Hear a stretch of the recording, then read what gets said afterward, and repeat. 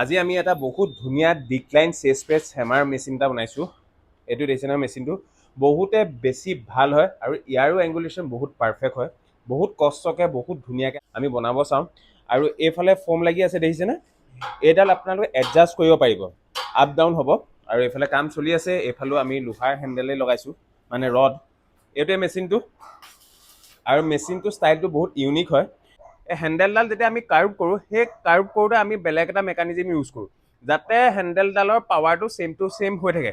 কাৰণ হেণ্ডেলডাল আমি পাইপ বেণ্ডিং মেচিনত বেণ্ড কৰা নাই, আমি কাটি কাটি বেণ্ড কৰোঁ, তাৰ যাতে টেম্পাৰটো আঁতৰি নাযায় সেইকাৰণে আমি বেলেগ এটা পদ্ধতি ইউজ কৰোঁ। আৰু সেই কথাটো সকলোকে কোৱা নহয়, নহ'বা বহুতে আমাৰ পৰা কপি কৰে। আৰু কাৰোবাক যদি এই মেচিনটো লাগে তেনেহ'লে মোক কণ্টেক্ট কৰিব। বহুত ধুনীয়া কমাৰ্চিয়েল আপোনালোকে এনেকুৱা মেচিন আমাৰ ওচৰত পাই যাব। কাম কৰি আছোঁ, আমাৰ 50% মান কাম হৈছে। শিৱসাগৰৰ কাৰণে বনাই আছোঁ। এইডাল দাঙি দেখাই দিয়া। ইয়াতো বহুত ধুনীয়া ষ্টপাৰ লগাইছোঁ দেখিছেনে, এইটো চাওক। আৰু এংগুলেশ্যনটো ইমানেই পাৰফেক্ট, যেতিয়া ষ্টপাৰটোৰ ওপৰত বাৰডাল পৰি যাব দেখিছেনে কিমান ধুনীয়াকৈ এডজাষ্ট হৈছে। এচাত এক্সাৰচাইজ কৰি দেখাই দিব এতিয়া আমাৰ জিতুলে, আৰু কেনেকুৱা লাগিছে আপোনালোকে ক'ব। জিতুল এইটো আপ ডাউন কৰি দিয়া। এইটো টি কেপচাৰ লক লাগিছে দেখিছে, এইটো টানি পেলাই আপোনালোকে আপ ডাউন কৰিব পাৰিব। 6.5 ইঞ্চ মানুহটো তাৰমানে ইয়াত ধুনীয়াকৈ এক্সাৰচাইজ কৰিব পাৰিব সকলোৰে কাৰণে। এয়া এচাত মৰাই দেখাইছোঁ ৰ'ব। জিতুল 5 ফুট 3 ইঞ্চমান আছে, 4 ইঞ্চি ন, 5 ফুট 4 ইঞ্চি হয়। তেওঁৰ কাৰণেও পূৰা পাৰফেক্ট হৈছে। 5 ফুট 2 ইঞ্চি মানুহটো আপোনালোকে এক্সাৰচাইজ কৰিব পাৰিব।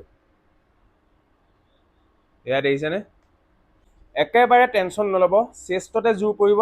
ডিক্লাইনৰ মেচিন বনাইছোঁ, আপোনালোকৰ ডিক্লাইনটোতে জোৰ পৰিবই।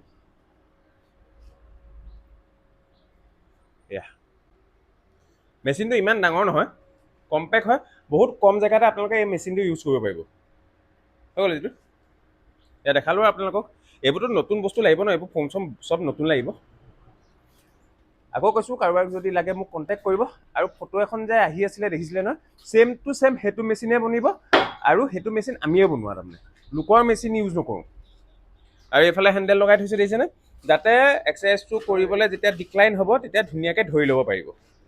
এয়া অ'কে, কাৰোবাক লাগিলে কণ্টেক্ট কৰিব। যিমান পাৰোঁ সিমান কম দামত আমি প্ৰভাইড কৰিম।